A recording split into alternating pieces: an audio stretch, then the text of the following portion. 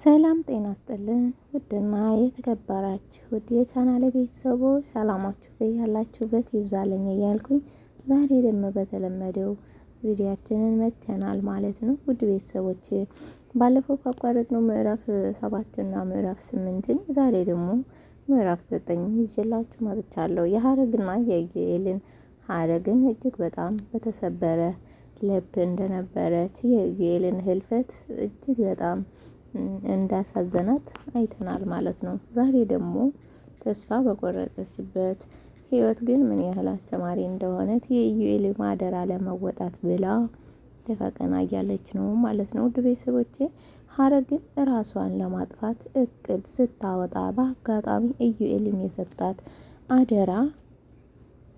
አደራው ነገር እና ደብዳቤውን ነገር ትዝ አላት። በፍጥነት ደብዳቤውን ካስቀመጠችው ቦታ አውጥታ ስትከፍተው ሁለት ወረቀት በውስጡ አሉ። ቶሎ ብላ አንዱን ከፍቼ ማንበብ ጀመረች። ደብዳቤው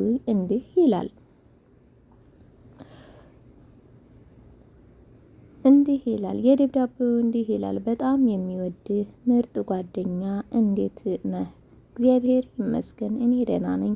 በእርግጥ ስለ አንተ ማንነት ብዙ አላውቅም፣ ግን በዚህ አብረን በሆንበት ጥቂት ወራቶች ውስጥ አንተን ብዙ ነገሮችን ተምሬያለሁ አለ።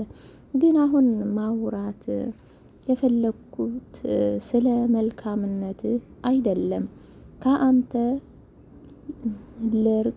ልርቅ መሆኔን ልነግርህ ነው እንጂ በእርግጥ አንተን ምናልባት አንድም ቀን ከእኔ ይርቃል ብለህ ላታስብ ትችላለህ። ግን እኔም ግድ ሆኖብኝ ነው ለመራቅ የወሰንኩት።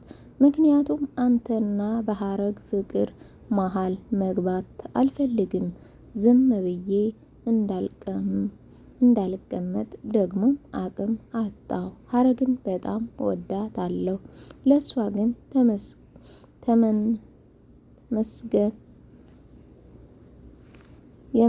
የሚነግርህ የልብህንም አንተ እንድታውቅ የፈለኩት ልረቅህ ስለሆነ ምክንያቱም እንዳታውቅ ብዬ ነው ይላል።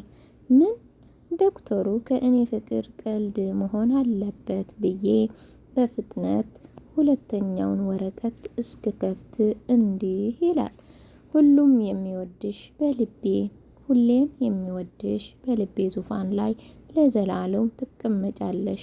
የምትኖሩ የመጀመሪያውም የመጨረሻዬም የልቤ ንግስት፣ የምወድሽ የማከብርሽ ሀረግ። ሰላም ላንቺ ይሁን። አንቺን ለመግለጽ ብዙ ቃላቶችን አይበቁም። ከነዚህ ጥቂት ወራቶች አንቺ ጎን ባትሆኚ እንዴት ሆነው ያልቁ ነበር ብዬ ሁሌም አስብ ነበር። አንቺ ከጎኔ ስለነበርሽ ግን ይኸው የመጨረሻው ቀን ደረሰ። የኔ ፍቅር በውስጥ ይዤው ለመሞት ያሰብኩትን አንድ ሚስጥር ነበር። አሁን ግን ለአንቺ ጠቃሚ ስለሆነ ለመናገር ወሰንኩኝ። እኔ ካንሰር በሽተኛ ብቻ አይደለሁም።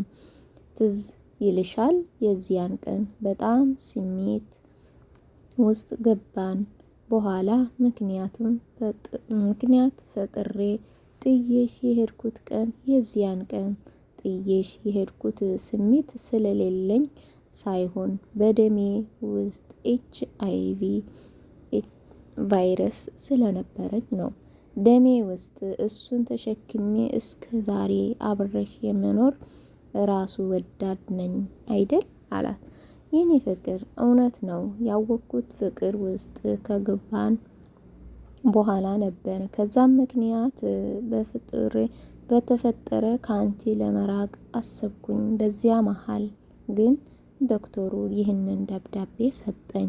እኔንም ዶክተሩ መልካም ሰው ስለሆነ የሱን መልካምነት በእኔ ምክንያት አንቺን እንድታውቂ ብዬ ዝም አልኩት። እምነት ይህንን ነገር የፈጣሪ ሁሉም ነገር ቀድመው ያውቃል። እኔን የመሞተው ቢኖርም ተስፋ ስለሌለኝ ነው ራስሽን ጠብቂ የኔ እናት። ነገር ግን ደግሞ አደራ ሁሌም የሚወድሽ አፍቃሪሽ ኢዩኤል ይላል። ከዓይኔ እንባ መውረድ ጀመረ። ለካ ሰው አውቃለሁ ማለት ውሸት ነው። የሰውን ልብ የሚያውቀው አንድ ፈጣሪ ብቻ ነው። ግን እሱንም መውቀስ አልችልም። ምክንያቱም ለኔ ብሎ ነው ያደረገው ይህንን ሁሉ ነገር ነው። የሚወዱት አጥቶ መኖር በጣም ከባድ ቢሆንም ህይወት ግን ትቀጥላለች። እሱ እንዳለው ሁሉም ነገር ያለ ምክንያት አይሆንም። ኢዩኤል ከሞተ ከ2 ዓመት በኋላ ዶክተሩ ጋር በፍቅር ማሳለፍ ጀመርን። እኔንም ከቃሉ ጠብቄ ደስተኛ ሆኜ እናቱንም አቅሜን በቻለው መጠን ሁሌ እየረዳሁ እየኖርኩኝ ነው። እናም የምትወዱትን ሰው በአጋጣሚ ብታጡት እንኳን ህልምን ለመኖር ሞክሩ እንጂ ራሳችሁን ወደ መጥፎ ሱስ ወይም እብደትን አስገብታችሁ ነፍሱን እረፍትን አትነሱት እያልኩኝ ታሪኬን እዚህው እቋጫለሁ ትላለች። እጅግ በጣም በሚያሳዝን ሁኔታ እጅግ በጣም አንዳንዴም ደስ በሚል ሁኔታ የፍቅር መስዋዕትነት ይህንን ይመስላል ማለት ነው። የሀረግና የኢዩኤል ታሪክ እጅግ በጣም ይገርማል፣ እጅግ በጣም ያሳዝናል። በዛው ልክ ደግሞ መልካምነት በተሟላ ነገር ለምትወዳቸው ሰዎች መስዋዕት እየከፈሉ መኖር፣ ለምትወዳቸው ነገሮች ለቃላቸው፣ ለመውደዳችሁ፣ ለፍቅራችሁ ብላችሁ በጣም ይገርማል እውነት። አሁን ኢዩኤል በጣም ይወዳታል። በጣም የሚሳሳላት ልጅ ናት። በጣም በመልካምነት የተሞላች ልጅ ናት። በደስታ ያኖረችው ጥቂት ጊዜያትም ቢሆንም ግን በቃ እጅግ በጣም ደስተኛ ሆኖ እየኖረ ነበር ማለት ነው። በዛ ላይ የእናቱን አደራ ሰጥቷታል ማለት ነው። እና እሱን ግን በቃ የራሱን ስሜት ደብቆ በቃ እሷን እንድትኖር በሱ ምክንያት እሷ በሽተኛ እንዳትሆን ብሎ እየሸሸ ፍቅርን እየሰጠ እየሸሻት በዛው በቃ እንደዚህ ብሎ ህይወትን አልፋለሁ ብሎ ባወቀ ጊዜ ደብዳቤ ጽፎ ሰጥቶ እንድትኖር አደረጋት ማለት ነው። እና እጅግ በጣም ይገርማል። እንደዚህ አንዳችን ለአንዳችን መተሳሰብ ሲኖር በጣም ደስ ይላል። ህይወት ላይ እንድትኖር ያጓጓል። በእርግጥ የምትወደው ሰው አቶ መኖር ከባድ ነው። ነገር ግን የእሱን ትውስታዎች እያስታወሱ እሱን የሚወደውን ነገር እያከበሩ እየወደዱ መኖር ደግሞ ምንኛ መታደል ነውና ሁላችንም እውነተኛ ፍቅር ይስጠን እግዚአብሔር አምላክ። መጥፎውን አርቆልን ከመጥፎ ስሜቶችን አንስቶ መልካም ነገርን እያሰብን የምንወዳቸው ሰዎችን በህይወት ምናጣቸውን እንኳን የእነሱን ስም እያነሳን የእነሱን መልካምነት እያደረግን በመልካም ነገር ነፍሳቸውን በአጸደ ገነት እንዲያኖርልን መልካም ነገሮችን እየሰራን በእነሱ ስም እንኖራለን ማለት ነው። እና እጅግ በጣም ይገርማል እውነት በጣም ነው የሚያሳዝነው።